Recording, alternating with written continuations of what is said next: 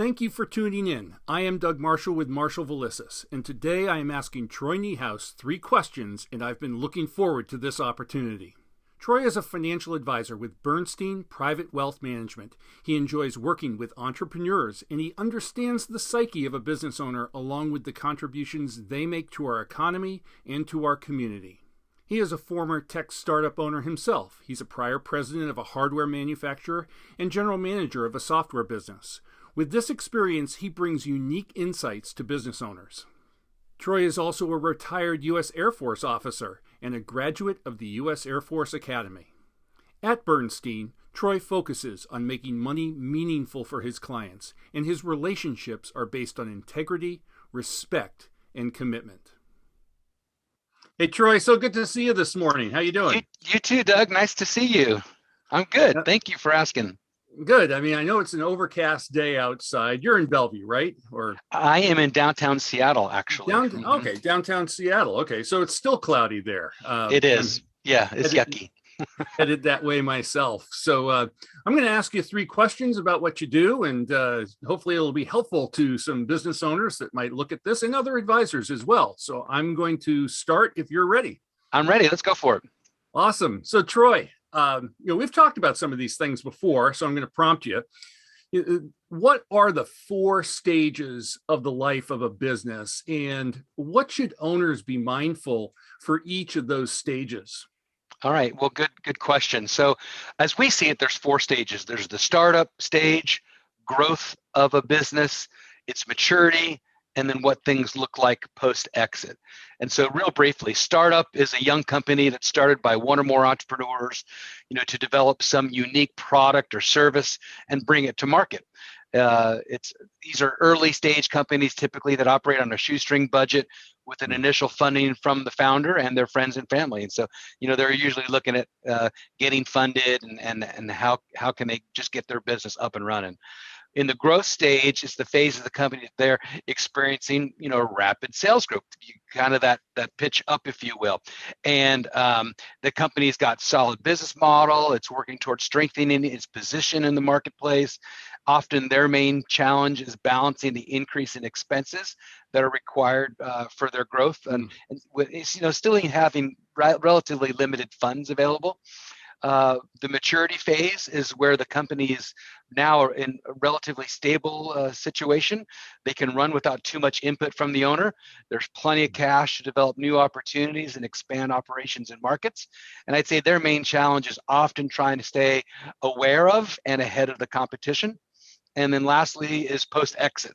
That's the business is sold, or perhaps it's gone public, and so that's a different situation as well. But let's focus on a business that's sold. One of the main questions that the owners have that really underpins every transaction that we work with is, how much do I need to support my lifestyle after the deal closes?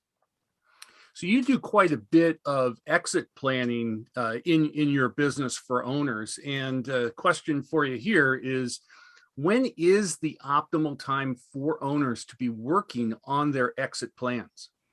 Really, the earlier the better. So usually there's a couple years before an exit when they know about it. They've been thinking through it. They don't necessarily know who the buyer is, but they've certainly been thinking through it. Because steps taken in advance can ultimately help the owner leave more wealth to people or causes that they care about, the earlier the better. So to help the owners make an informed decision, we can evaluate the upside and the downsides on their financial future and explore more options to make their money meaningful to them.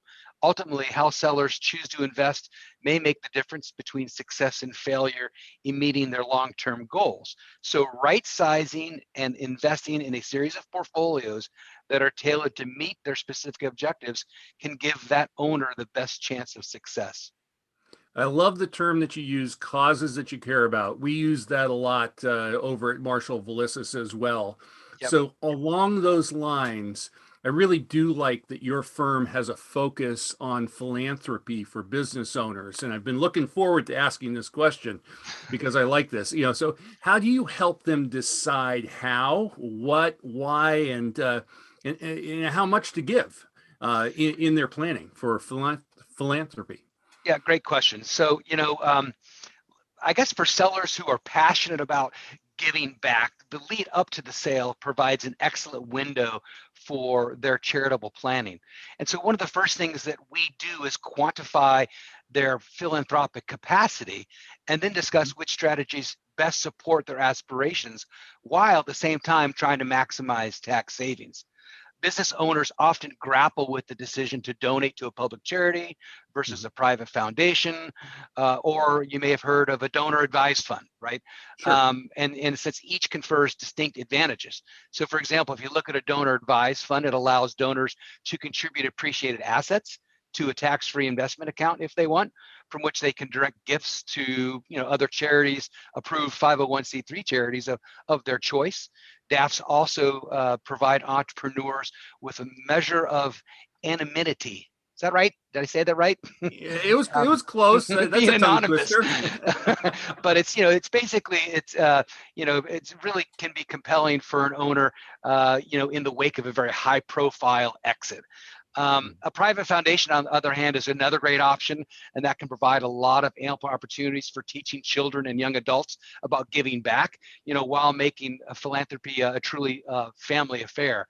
But I would say the first step is quantifying what do they need to support their own lifestyle, and then what is the surplus capital they've got available to give to philanthropic causes. Well, I love that answer, and trust me, I'm going to come back to you, Troy, and we're going to do a 3 question session just on the giving part, the causes that we care about. I think that's an important thing, and I think the earlier that people think about that, necessarily the better. So I'm going to add a Absolutely. bonus question. Okay, All are right. are the Mariners making it this year into the postseason? I'm a hopeful fan. I would love to say yes, but the history will convince me to probably suggest no, that they're not going to make it. It's going to just it's a tough division. They're a young team. They've been Yeah. doing really well, but I unfortunately would probably bet no. Okay, got it. At least the Sounders are doing well this year. Well, they have been. They just lost a tough one against Yeah. Portland, but my fingers are crossed. They're going to do well. Thank you. Well, thank you, Troy. I look forward to our next time, and hopefully we can meet in person soon. Absolutely, Doug. I look forward to it as well. Take care of yourself, and we'll talk soon. Bye now. Bye bye.